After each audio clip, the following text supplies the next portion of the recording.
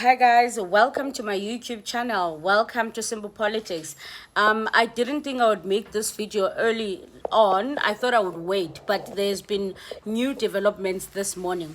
Just before I read you the letter that the EFF sent to the National Assembly Speaker Utokotitiza this morning. And the reason I'm making this video is because the DA has also just sent a letter to the speaker saying exactly the same thing that the EFF was saying.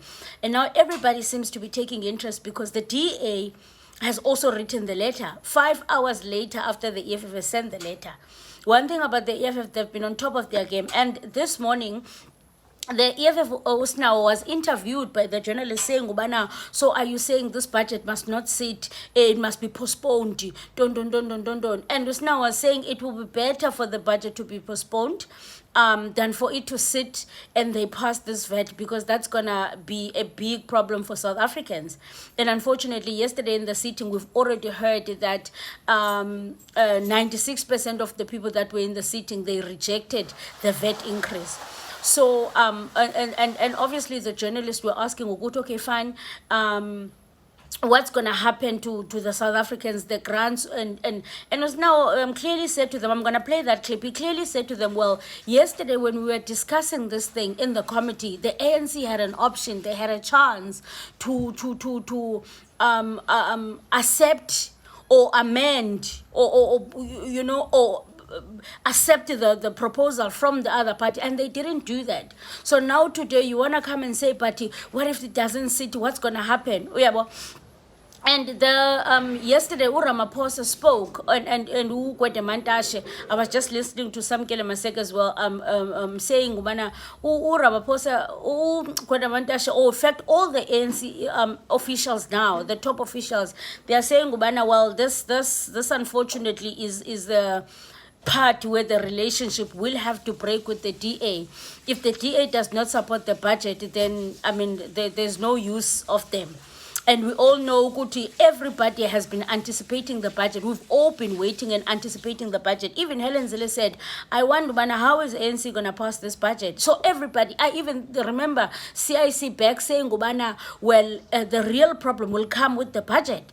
If they can't agree on the small things, how are they going to agree on where to allocate the money?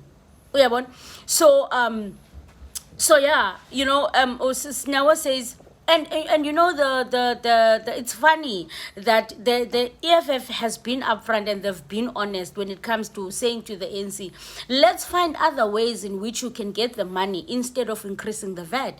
Let's find other ways, and then we're all at least good to go in other aspects. We don't really have a problem. It's mostly the VAT increase that we seem to be butting heads on. Now, SNXA has been gribbled by the ANC. I don't know how they missed it. They've been gribbled by the ANC to accept the fiscal framework but they're going on exposing Uguti, yeah, we reject the budget increase, we reject it as Action SA, we don't support it.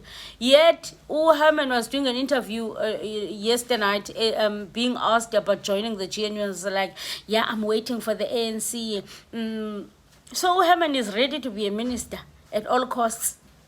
And one wonders, Uguti, are they taking this deal blindly because of their hatred for the DA, or just because they want to prove a point to the DA that since things did not work for you, we are going in, and if we go in, you will not preside over a budget that was passed by us. So So the EFF now has been trying to educate the Action SA. From yesterday, now has been writing posts trying to educate Action SA. Uguti, Action SA, you have accepted when. Let me read that tweet from now. And the reason I'm reading these things, it's very important to understand, Uguti, how does this make a difference? How does this how does it affect the budget? Because everything that is happening now, it affects the budget, it affects the country, like it yes, affects.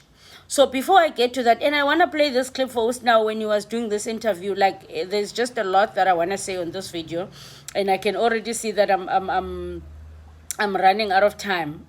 Okay, so Usnawo says, he said here, first of all, for those who are suggesting that the fiscal framework and revenue proposals are not the final determinant for the increase of the VAT, and that the division of revenue bill and appropriations bill will be where Action SA makes it difficult for the ANC if their mere recommendations to Treasury are not deferred to.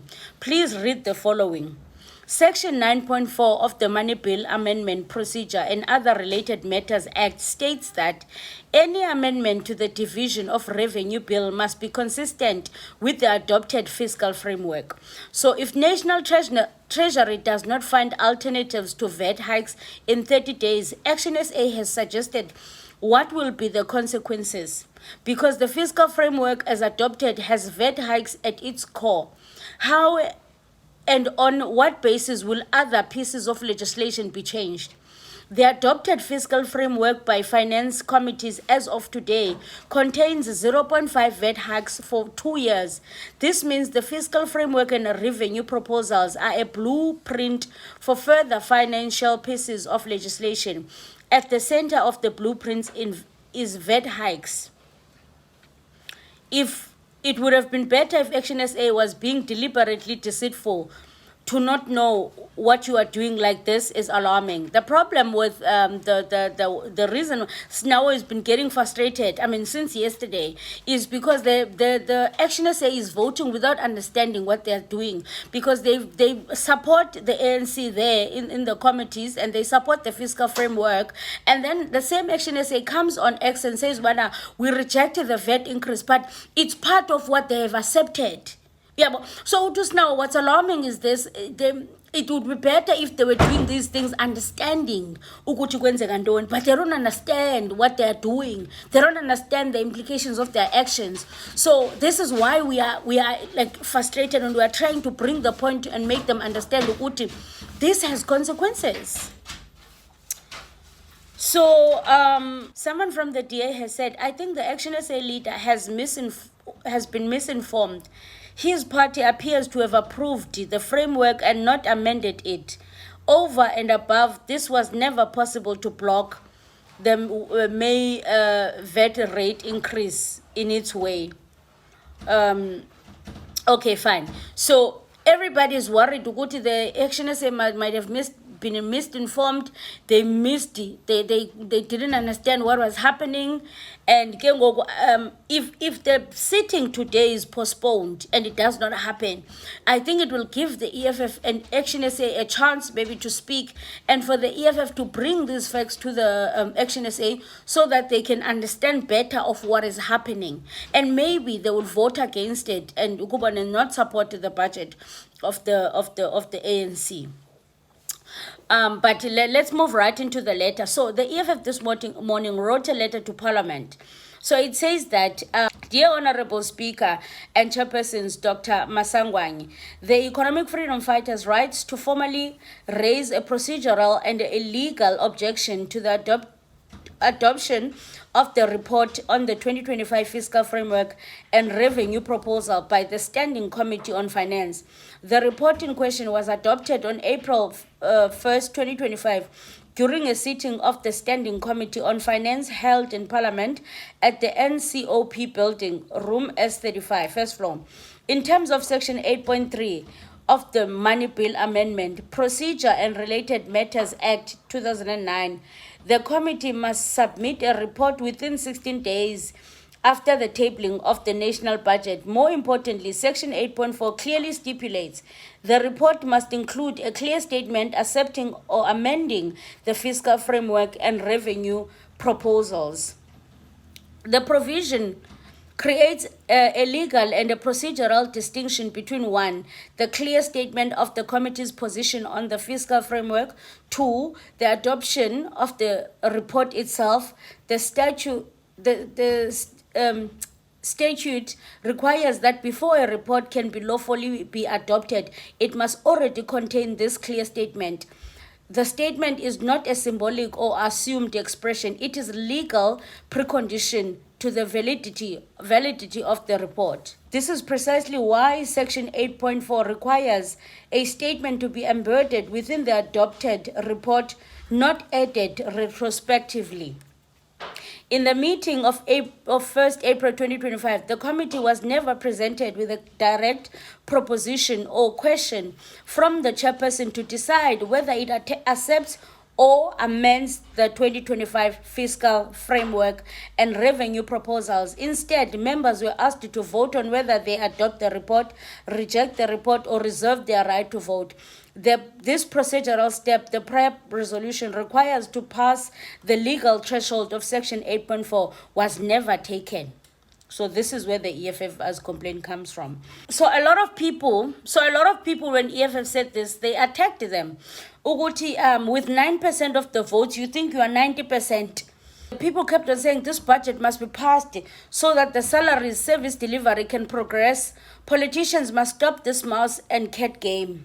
EFF said that those were the replies they got. Everybody was bashing the EFF. Now, the DA just now, 5 hours later from when the EFF wrote to the speaker, has just written to the speaker. Now, everybody now is obviously reacting because the DA wrote the letter.